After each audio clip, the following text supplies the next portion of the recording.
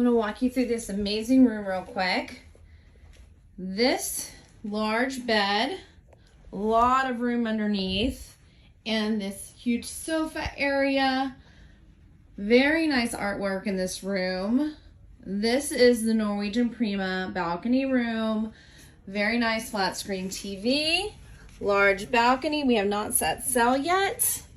Updated amenities as far as USB and USB-C plugs on the sides in the lamps on both sides, which is really nice. Very nice vanity here with the hair dryer, which I really love. Phone, lots of plugs, everything, shelving. The closet space in this room is immaculate. You have shoe racks, you have your safe, you have a closet over here, and on this side you have another closet with hanging. This actually hangs for long dresses. You can put this up or put this down for shelving depending on what you brought and what you're bringing.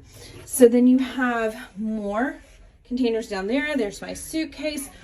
Lots of closet space. And then this bathroom is amazing. Look at how big this bathroom is.